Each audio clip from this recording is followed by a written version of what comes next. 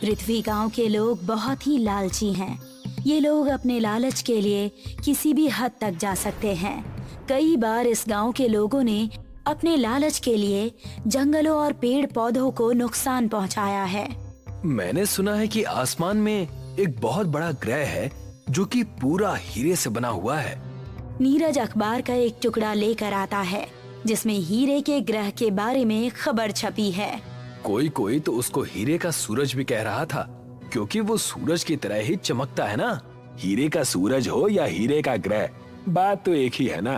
और हमें तो उस पर जड़े हुए हीरो से ही मतलब है, ना कि उसके सूरज या ग्रह होने से।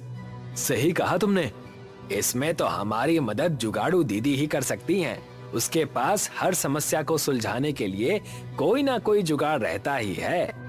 ये दोनों बात कर ही रहे थे कि तभी पीछे से कुछ आवाज आती है और अनिल वो अखबार का टुकड़ा छिपा लेता है ताकि किसी और को इस बारे में ना पता चले। शायद बिल्ली थी। चलो तुम्हारी दीदी के घर। जुगाड़ू दीदी ने अपना घर भी जुगाड़ से बनाया है। उसका घर सूखे पत्तों, घास फूस और कुछ लोहे की चीजों का बना हुआ है। इसके साथ ही उसके घर में हर चीज जुगाड़ से ही बनी है। कहीं पोस्ट बॉक्स नजर आ रहा है तो कहीं रेलवे का फाटक। बैल की जगह भी घर के बाहर घंटा घर का घंटा लटका हुआ है और यहाँ तक कि उसके घर में घड़ी भी रेलवे स्टेशन से चुराई हुई है। इससे पहले तुमने कभी उसका घर देखा है? आज तक ऐसा कोई काम ही नहीं पड़ा, इसलिए देखा तो नहीं है, पर सुना बहुत है। गांव वाले तो यहाँ तक कहते हैं कि उसका घर किसी भूतिया घर से कम नहीं है। कहने वाले तो क्या नहीं कहते, पर ऐसी बात नहीं है, तुम खुद ही देख लेना। अनिल और नीरज जादुई दीदी के घर के पास जाते हैं और जैसे ही वो दोनों उसके घर के मुख्य दरवाजे पर पहुंचते हैं तो दरवाजा अपने आप खुल जाता है। ये उसने किसी जुगाड़ से बनाया है कि कोई भी दरवाजे पर आए तो दरवाजा अपने आप खुल जाता है। आप डरिए मत, अभी तो बहुत कुछ देखना बाकी है। तभी अचानक से घर में लाउड स्पीकर बजता है जिससे अनिल और नीरज दोनों ही डर जाते हैं। अंदर आ जाओ अनिल, मैं अपने कैबिन में बैठी हूँ। ये दीदी है कि चुड़ैल? इसको कैसे पता कि हम यहाँ आए हुए हैं, जबकि इसने तो हमें देखा भी नहीं। हम जुगाड़ू दीदी के घर में हैं। वो देखो, जगह जगह शीशे के टुकड़े लगे हुए हैं। उस वाले शीशे से फोटो उसमें बनती है, वहाँ से अंदर वाले शीशे पर दिखाई देती है। ये दोनों अंदर वाले कमरे में जाते हैं जहाँ जुगाड़ू दीदी अपनी जुगाड़ से बनी हुई कुर्सी पर लेटी हुई है। तुम तो ऑफिस में सोफे पर आराम से सो रही हो।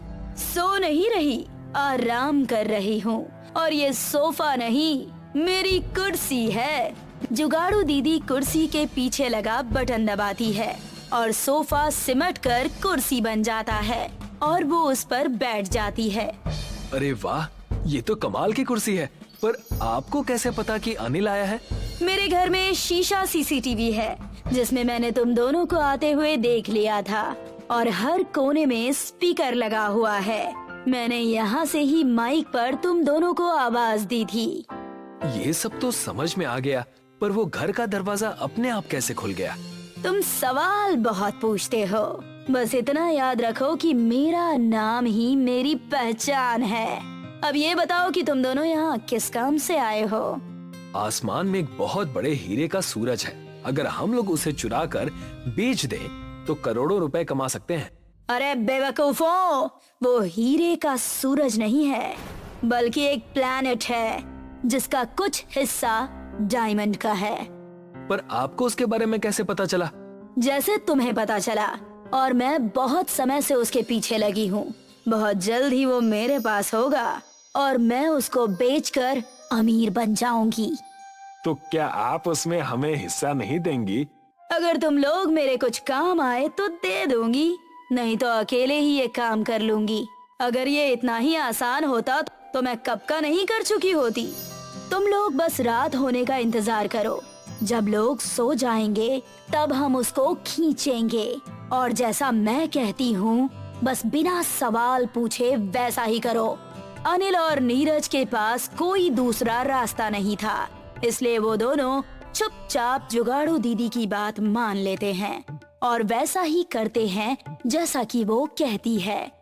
अब जुगाड़ू दीदी उनको अपनी प्रयोगशाला में ले जाती है, जिसे देखकर दोनों और भी ज्यादा हैरान हो जाते हैं। ये इतना बड़ा चुंबक जैसा क्या है?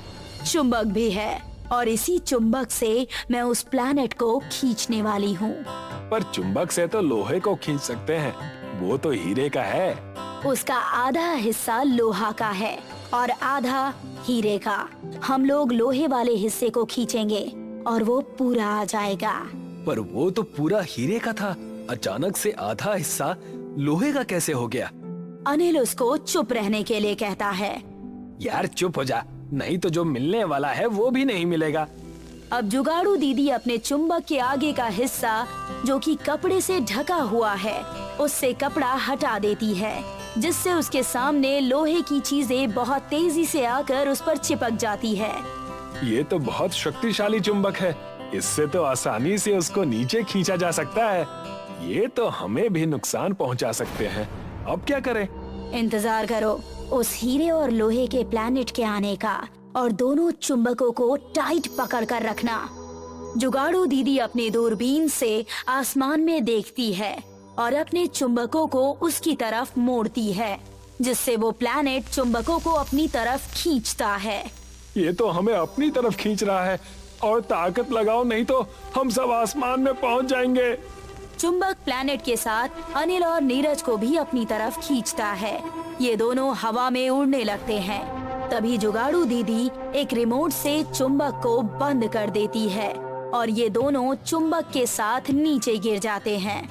इसने तो मार डाला रे। इस बार जुगाड़ू दीदी चुंबक को घर के खम्बे से बांध देती है।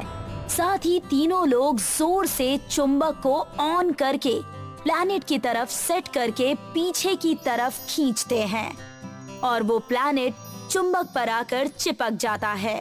जुगाड़ू दीदी बटन बंद करती है, जिससे चुंबक उस प्लैनेट को छोड़ देता है। अब हमें करोड़पति बनने से कोई नहीं रोक सकता। अब किसी ऐसे आदमी को ढूंढो जो इन हीरो की सही कीमत दे सकता है।